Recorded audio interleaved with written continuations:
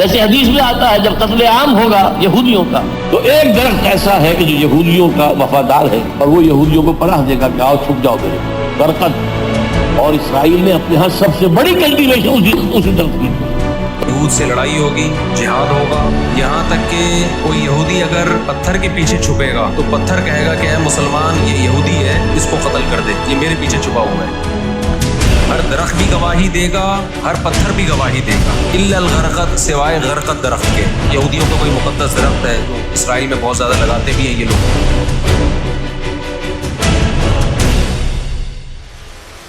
سیب غرقد ٹری مگر قیمت 10 پاؤنڈ. سیب غرقد ٹی شرٹ قیمت 37 پاؤنڈ. سیب غرقد ہینڈ بیگ، سیب غرقد پرفیوم اور ان گنت چیزیں جو آج مارکیٹ میں غرقد ٹری کے نام سے خوب پروموٹ کی جا رہی ہیں اور عوام میں اس درخت کو بچانے کی مہم چلائی گئی ہے. یہاں تک کہ ان چیزوں کی فروخت کی کمائی جانے والی رقم کو غرقد کی کاشت کے لیے استعمال کیا جا رہا ہے. آخر یہ غرقد کیا ہے؟ دنیا بھر میں اس کی کاشت کے لیے یہودی کیوں بے چین ہیں؟ اسے شیطانی اور دجالی قوتوں کا درخت کیوں کہا جاتا ہے؟ اور نبی صلی اللہ علیہ وسلم نے اس درخت کو کاٹنے کا حکم کیوں دیا ہے؟ آج ہم غرقد کے اس پر اسرار درخت کے بارے میں حقائق سے پردہ اٹھائیں گے. غرقد ایک جنگلی درخت ہے جو ایک خاردار جھاڑی کی صورت میں ہوتا ہے. غرقد کو انگریزی زبان میں بوگ تھرون اور یونانی میں لائسیم کہا جاتا ہے. یہ درخت 4 سے 5 فٹ اونچا ہوتا ہے، جبکہ اسرائیل اور امریکہ میں پائے جانے والے غرقد کے درخت اونچائی اس سے لمبی اور گھنی ہوتی ہے. اسلامی تاریخ میں غرقد کا پہلا ذکر ہجرت کے فوراً بعد ملتا ہے، جب مدینہ منورہ میں مسجد نبوی کی تعمیر کی جا رہی تھی اور ایک صحابی حضرت اسد بن زرارہ انتقال کر گئے. نبی صلی اللہ علیہ وسلم نے ان کی تدفین کے لیے جس جگہ کا حکم دیا وہ بقیع الغرقد کہلاتی تھی. بقیع اس زمین کو کہتے ہیں جس میں درختوں یا پودوں کی جڑیں باقی رہ جائیں، اور اس جگہ پہلے غرقد کی جھاڑیاں تھیں. یہ جگہ مسلمانوں کا قبرستان قرار پایا. بعد میں نبی صلی اللہ علیہ وسلم کی صاحبزادی حضرت رقیہ، حضرت فاطمہ اور صاحبزادہ حضرت ابراہیم علیہ السلام اور کئی صحابہ اکرام اس جگہ سپرد خاک کیے گئے. جب مسلمانوں نے قلعہ خیبر فتح کیا تو یہودیوں نے خیبر میں اس درخت کو لگا رکھا تھا. نبی صلی اللہ علیہ وسلم نے فتح خیبر کے بعد ان درختوں کو کاٹ دینے کا حکم دیا تھا. حضرت عمر کے دور خلافت میں یہودیوں کو عرب سے نکال کر عراق و شام میں بھیجا گیا تھا اور خیبر کی زمینوں کے بدلے انہیں دوسرے مقامات میں زمینیں دے دی گئی تھیں.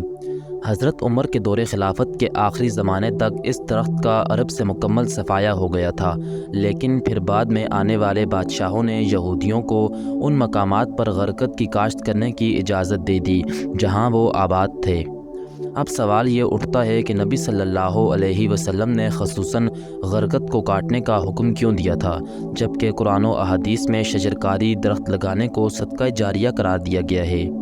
صحیح بخاری کی روایت کے مطابق رسول اکرم صلی اللہ علیہ وسلم نے فرمایا، جو مسلمان بھی درخت لگائے یا کھیتی باڑی کرے اور اس میں پرندے، انسان اور جانور کھا لیں تو وہ اس کے لیے صدقہ ہے. اس کے علاوہ سپاہیوں کو یہ تنبیہ کی گئی تھی کہ راستے میں کسی پیڑ وغیرہ کو کوئی نقصان نہ پہنچایا جائے. شجرکاری کی اتنی فضیلت ہونے کے باوجود آپ صلی اللہ علیہ وسلم نے غرقد کے درخت کو کاٹنے کا حکم آخر کیوں دیا تھا؟ دراصل یہ درخت یہودیوں کا پاسبان ہے اور قرب قیامت میں اس درخت کا اہم کردار ہوگا. لہٰذا حضرت ابو ہریرہ سے روایت ہے کہ رسول صلی اللہ علیہ وسلم نے فرمایا، قیامت قائم نہ ہوگی یہاں تک کہ مسلمان یہودیوں کو قتل نہ کریں گے اور مسلمان انہیں قتل کریں گے یہاں تک کہ یہودی پتھر اور درخت کے پیچھے چھپیں گے اور پتھر اور درخت کہے گا کہ اے مسلمان، اے عبداللہ، یہ یہودی میرے پیچھے ہے، آؤ اور اسے قتل کر دو، سوائے غرقد درخت کے، کیونکہ وہ یہود کے درخت میں سے ایک درخت ہے. یہی وجہ ہے کہ مفسرین نے اس درخت کو شجر غرقد، گونگا درخت اور دجال کا ساتھی کہا ہے. اس درخت کو عیسائی کتابوں میں خاص کر انجیل میں شیطانی قوتوں کا درخت بھی کہا جاتا ہے.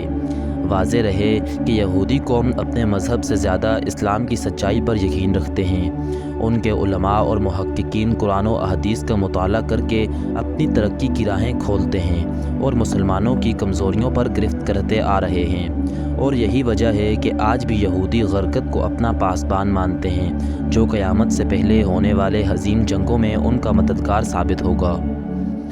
یہودیوں کو آخری نبی حضرت محمد صلی اللہ علیہ وسلم کے زبان مبارک سے نکلنے والے ہر لفظ کی سچائی پر مکمل یقین ہے۔ اس بات کا سب سے بڑا ثبوت یہ ہے کہ آج یہودی غرقت کے کاشت پر لگے ہوئے ہیں۔ اسرائیلی حکومت پچھلے 40 سالوں سے غرقت کی شجرکاری یعنی پلانٹیشن میں مصروف ہے۔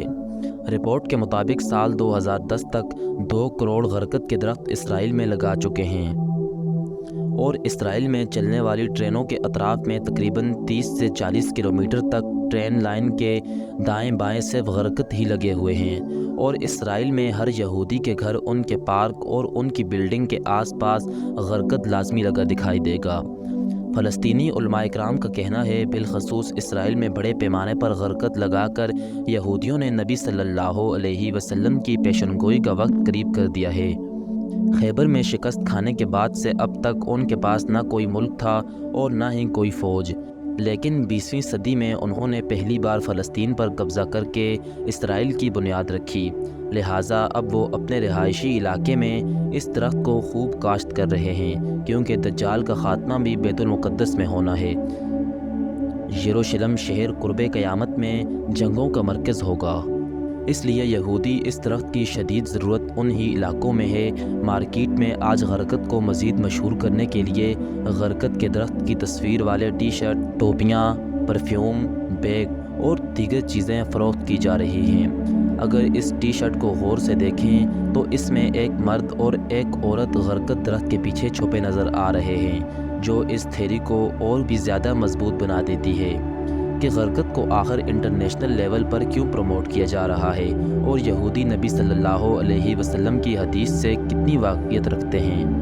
جوش نیشنل فنڈ میں آنے والے تمام رقم کو اس درخت کو لگانے میں استعمال کیا جا رہا ہے۔